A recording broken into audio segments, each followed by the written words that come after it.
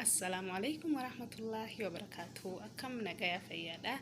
Har'as video biraa qabadheetiin dhufe video narra qabadhee dhufe faxara godhu jira. Faxara yeroo gabaabaa keessatti faxara hedduu salphaa akka ta'een dalagaa jira.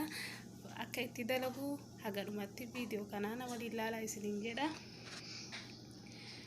Shunkurtii diimtuu ciradhee shunkurtii tana asitti naqadha. Shunkurtii tana deebi'ee qaaraa gurguddaa kana mangumne sadiitti naqadha. Egas deebi'ee timaatima itti naqadha. Timaatima itti naqadha. Egas maraa akkasitti waliin dhaha. Qaaraa kana magubuutti naqa. Xiqqishuma irra buuse. Amma asitti ammoo killee qaba. Killee abbaa lamaati. Killee tana namuu haga barbaadan haga baay'inaatiin 3, 4, 5 godhuu dandeettanii waan xiqqoma godhu jiruuf killee malaman godhaa jira.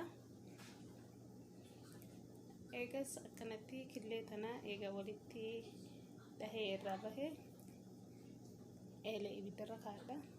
Wanti bashaa irratti godhadhu jechuudha. Eegas zayitii xiqqoo irra buuse killee egas killee irratti naqadha. Killee tana hedduu hin bilcheessu. Killeen yoo hedduu bilchaattee hin goggoyti. Hagas mara namatti hin toltu. Amma killee tana xiqqoma haga daqiiqaa takka lama bilcheessa ibidda gabaabaa akka ta'e irratti.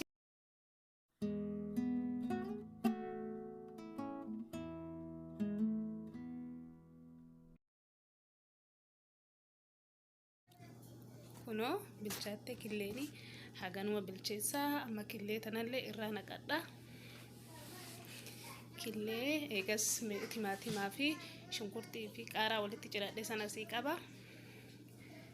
Amma qixxaa haphii kana ka filaatotti jedhanii istoora gurguran san bitee kamanatti illee godhuu dandeettanii.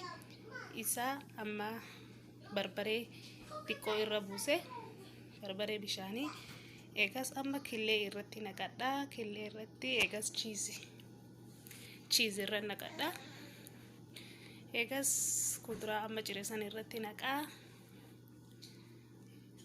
Killee irratti dabalee akkanatti maraa walirratti naqee maraa jechuudha. Warri channel kanaaf haarawaa please subscribe gochuun dagatina. Warri duraanuu subscribe gootanillee baga nagayaan deebitanii. Kuno amma maraa akkanatti walitti naqadhee ni maraa. Hedduu yoo itti guddiftanillee yoo martaan isiniin cufamu. Kanaafuu itti yoo guuttan isinirraa banama. Amma akkanatti kuno maxxashaarraa zayitii xiqqoo irra buuse. Amma qixxaa mareessan xiqqoo irra kaayaa.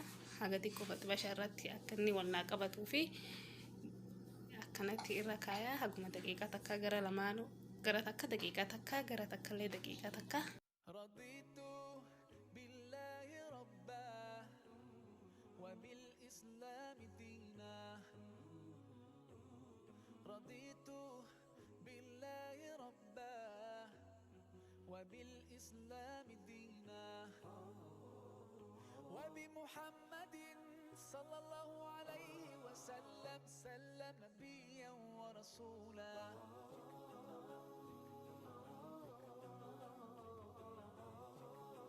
Gara lachuu daqiiqaa takka takka irra kaayee xiqqoo diddiimessee amma akkana jira. Amma muraa muree keessa isaa akka jiru laalla. Kuno bareedee jira.